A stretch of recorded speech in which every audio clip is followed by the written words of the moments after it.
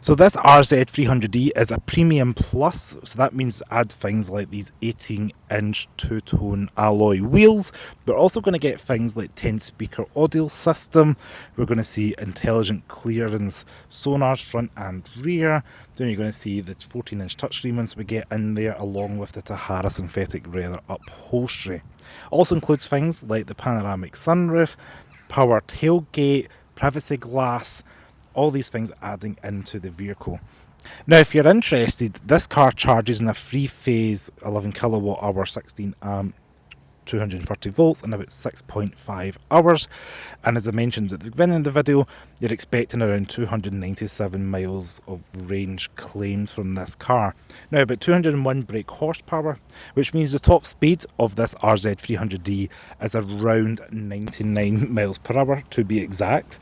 And we're also going to get 0 to 60 in 8 seconds, and they're claiming an energy consumption of 4.2 miles per kilowatt hour and an insurance group 39E. Now, you may be looking at the car and thinking, how does this fit in the Lexus range? And I'm going to tell you. So, the overall length of this vehicle is 4.8 metres. The width is about 4.895, so pretty similar to what we've seen in the Lexus LM, just shorter or narrower than the LC. And we're also going to see the height of 1.63 metres. The wheelbase is 2.8, so very generous wheelbase there. The curb weight's just around 2 tonnes. And the boot capacity is 522 litres. There is no front boot in this car. So this RZ is in Premium Plus trim, and it features the Aether Blue paint with the Bitone Black Metallic. You can see we've got these lovely two-tone 18-inch alloy wheels, part of the Premium Plus pack, and the RZ does feature these body cladding bits that are coloured in this kind of black gloss plastic material, and that black gloss runs along the bottom of the car. I think it's kind of been designed to help reduce the kind of bulk of the weight of the car, just kind of a bit of a flowing motion, and reduce the visual impact of the rear door. But that's just my interpretation of this vehicle. Now, it's not going to look too radical, it's not looking too electric and futuristic. It's more like a stylised version of a Lexus that you know and love. And it sits kind of in between an NX and RX, but the space inside it is probably about RX size. It's quite spacious in the rear. So guys, this is my favourite side and angle of the RZ. I don't know why, I don't know what it is. I like these fins, I just like this high up design, just the way it looks. And again, if I was ordering it, maybe the grey, but probably the copper colour, just for that kind of modern feel. Now, I think it still looks great, chunky, great ride height. Open the doors, all this blends in with the floating roof line and the Bitone paint here. Now, if I open the boot, there's a couple of ways to do it. You can do it in the fob, the engine running, the battery's on. That's why we're buzzing away there. We'll go ahead and open the boot. It is electrically operated, and this is going to give you your 522 litres of boot space. So here we have the RZ's boot space. It's 522 litres. As you can see, it's probably around about just above the knee, mid thigh level. There's not too much of a lip here. You can just go ahead and shove goods in. Of course, there's a little bit of storage underneath, but they've got the charging cables in here, and probably realistically you would want something like that just so they're out the way. And underneath it is lined with a kind of material here that is soft, so you probably don't want anything too wet back there. But yeah, at least there's a space for charging cables, and you've got this flat off area, and in here it's got the wee kind of cutouts here, so I guess you could probably get a pair of golf clubs in here. There is things like tie down hooks, so these are stretchy material here, and then your anchor points, and the seats do fold 60-40 as well, so if you do need to fold them. And then this does fold in half as well, so I've seen that, and you can fold that underneath here if you need a little bit more room, for the boot space. Just be conscious that this is kind of like one of those coupe style SUVs, so you're going to lose a little bit of room here. It's not as boxy or practical as maybe an RX. But if you are looking for a dog, maybe check that out to make sure it fits in before you go ahead. But yeah, that's all in all lined with the carpet all around. It is very premium back here feeling, and that's about it. It is electrically operated, so we can push this button, and the tailgate's going to close. Now on the rear, we're going to be noticing the Lexus badge has disappeared, and we now have Lexus spelled out across the rear of the car. Now, I have heard online or read online that this is due to some markets not knowing what the L means, and same with other brands like Tesla, so they've just put that out there to spell it so you know exactly what you're driving behind. Now, this denotes the 300e model, and that's really the only significant difference here is between the 450 and the 300e visually, is you're going to be able to see the 300e badging in the back. Still handsome in the back. I like the tail light, the way it's all bar across and it's quite thin and it goes out to the side. I think it's a nice design. You know, there's not too much else to say back here. There's no rear wiper, so it's worth noting that if you're one of those people like an SUV with rear wiper. It's designed so the airflow is going to clear it. And this car is based on, or shares its platform at least, with the BZ4X from Toyota and the Subaru Solterra. This one's just a little bit wider and a little bit more premium feeling. And we'll get out on the road and I'll let you kind of make your own judgment once we've got the car going. Let's jump into the back. Inside the back of the Lexus RZ 300e. Now, just like we've seen before in the 450e, we do have a relatively flat floor, which means you're going to be able to get free abreast fairly easily here because there's no big high transmission hump. Now, just like what we've seen in the BZ4X, the seats are a little bit lower at an angle here, so you do feel like you're sitting a little bit like that instead of maybe being perched like that, and it's unfortunately nothing like the Lexus LM that we have driven today. However, this has got two map pockets behind it, great glass panoramic roof. If you get the top spec Takumi, this can go opaque at a touch of a button. We also have a little armrest here with two cup holders. There's not too much going on here. You just know it's got a premium material, it's airy, you can get your child seats back in here, the doors open at a good height, and there's a little door bin down here for a bottle of juice. We do have window switches, door lock, and then the electronic door release. You just push that button and it pops open, and then you have that kind of premium squeegee material on the door card itself here. Now, this is a Tahara leather, which it does an okay job. It's not like New Lux or anything like that. It does feel pretty faux. But yes, that is the interior of the back seats for the RZ 300e. Worth one last bit of noting is worth we do have USB-C chargers and a 12-volt power outlet.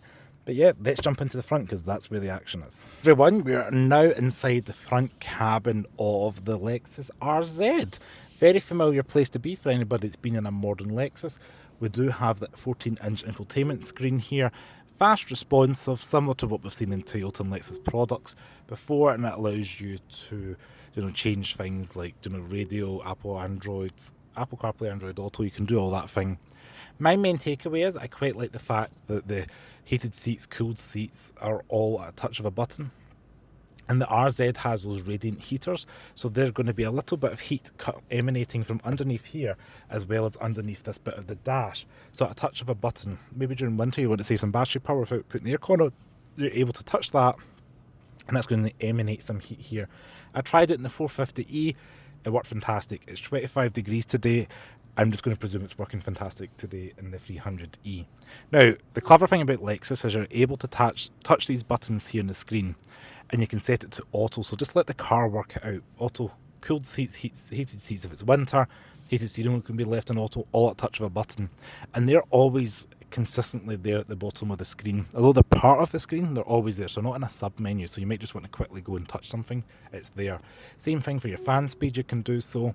And the temperature gauge is within the rotating wheel knob as well. It's got a nice blue to orangey red hue there, so that's quite nice to see.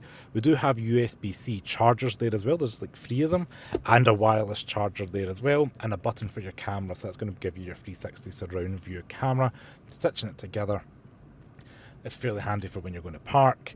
Now, we do have 2 cup holders here with little squeezy bits in there to hold various cans of juice, etc. And we do have the kind of drive selector.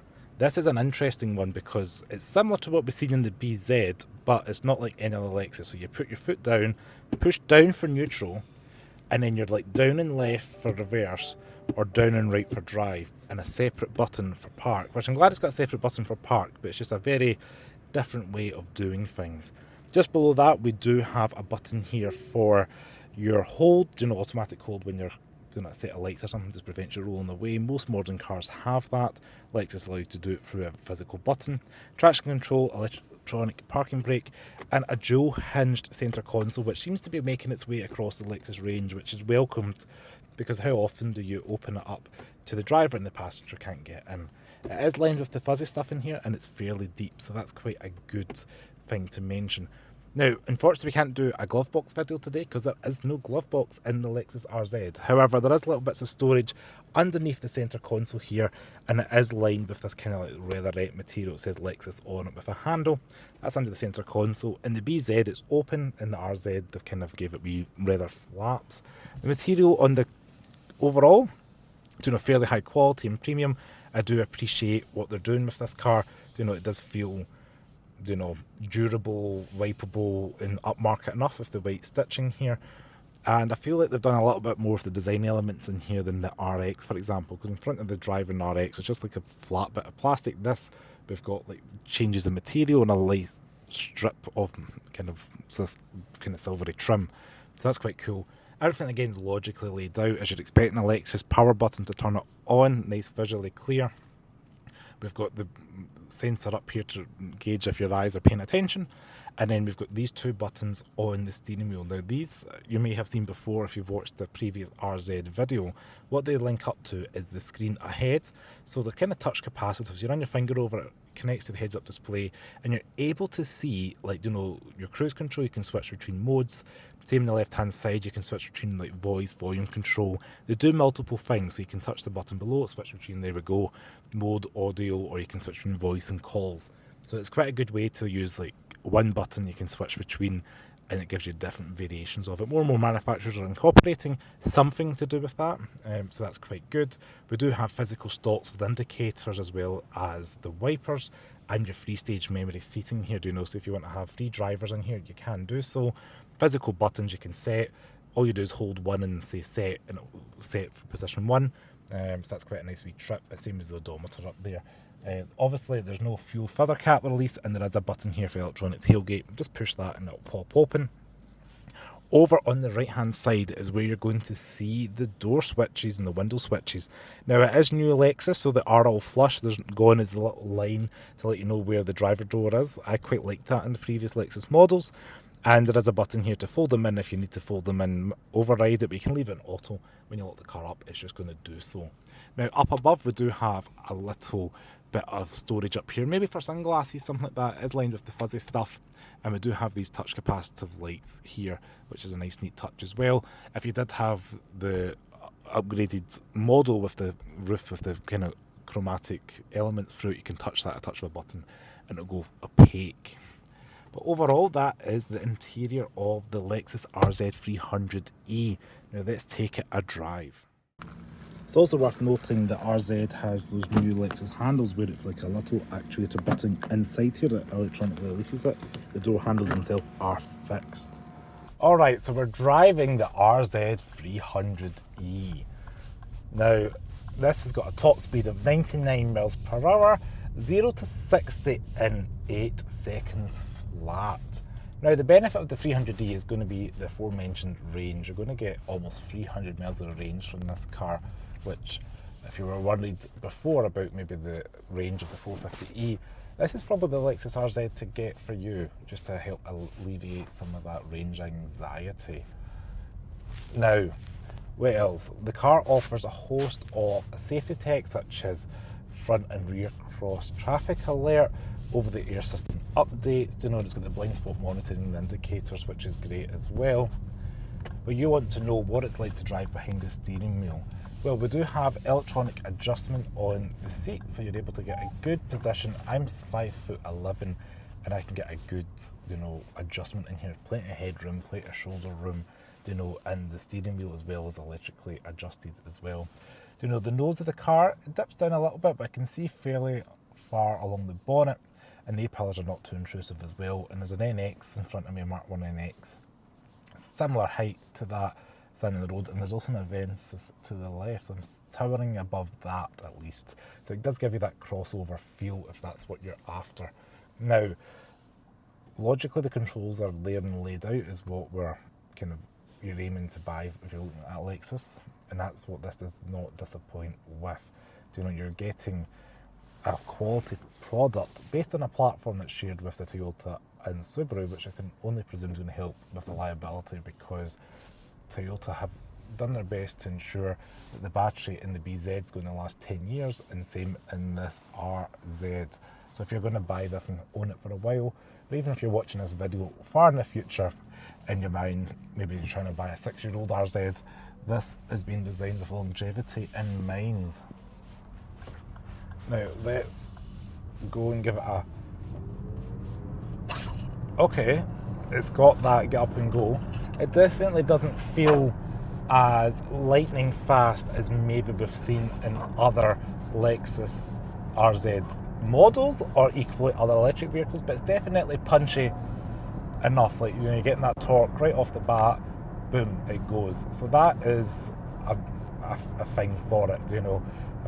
It's going along the road fairly compliantly.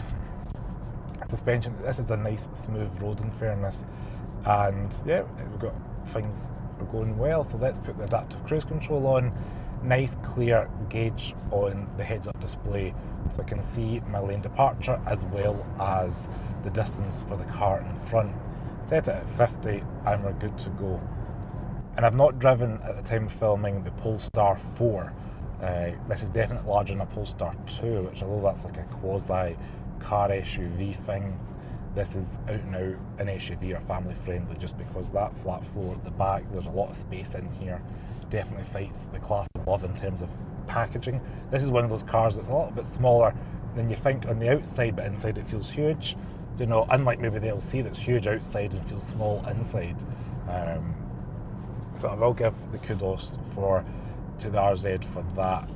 The 300e definitely offers that. Now, today we're averaging 3.3 miles per kilowatt, so we're a little bit off the 4.2, but not by much. And we've got 81% with 198 miles of range, so that's not too bad either, I guess. So yeah, that is my quick drive of the Lexus RZ 300e. Thank you so much for watching, and thank you very much to Lexus UK for having me on the press launch for this car. As always, stay safe and thank you for watching. Ciao.